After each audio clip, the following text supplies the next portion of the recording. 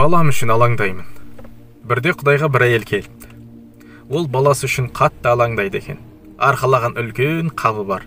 Қаптың салмағынан белі бүгіліп кетіпті. Шаршадың ба пендем? Деп сұрайды Құдай.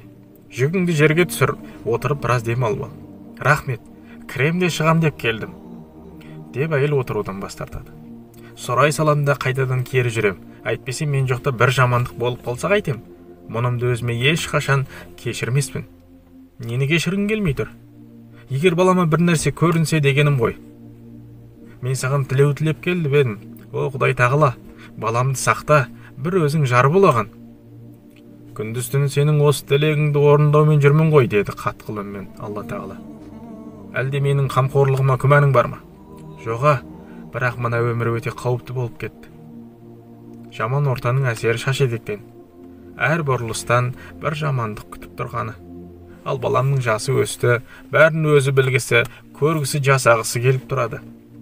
Өзіне сенімді болғысы келіп тырысып бағады. Бір бұрылыста оңбай құлап, жаны дертті болып қалама деп ойымдаймын.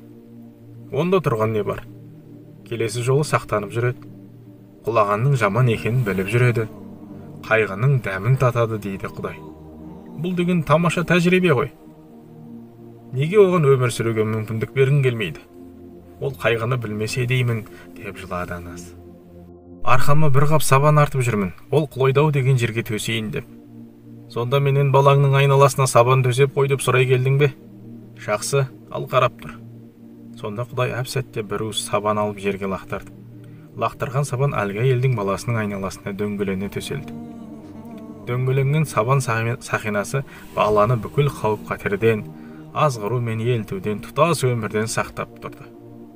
Әйел баласының сабан сақинасынан өтпек болған талпынысын байқады. Бірақ қолынан түк келмеді. Баласы арлы-берлі жүгіріп, сақинадан өтіп кетуге тырысты, бірақ болмады. Біресе ашуланды, біресе айқайлады. Ақырында сіріңке тауып алып сабанды өртеп жіберді. От шығып, көк түтін будақтап, бала көрінбей қалды. Балам деп айқайлады. Бала, мен келе жатырмын. Отқа тағы сабан тастағың келіп тұрма деп сұрады Құдай. Есіңде болсын. Әке шешесі сабан төсеген сайын баланың сол сақинадан аттап өтуге ниеті өсе береді.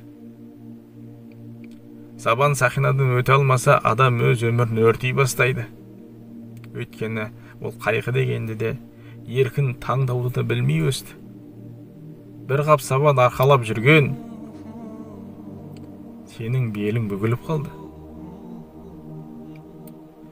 Шын мәнінде сенің арқалағаның бір қап ауыртпалық.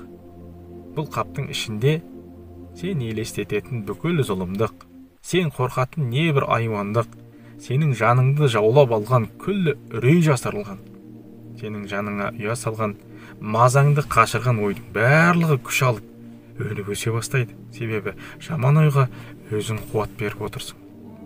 Сондықтан арқалаған қабың ауыр. Содан белің бүгіліп барады күннен күнге. Сонда мен баламды ойламай қалай өмір сүре алам? О, Құдай тағала, айтпағың не еді? Әрине ойла. Шамаң жеткенше қамқорлық танып, бірақ үнемі балаңа бола алаңдай берме.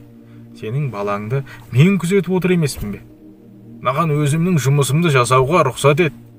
Сен тек маған кедергі жасама. Дегенмен, бұл әр адамның сеніміне қатысты мәселе деп білем.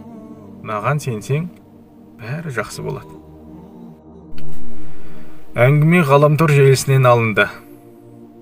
Меніңше, өте ой саларлық дүние. Қазіргі таңда сабан арқалаған аналар өте көбейіп кетті. Қалай ойлайсыздар?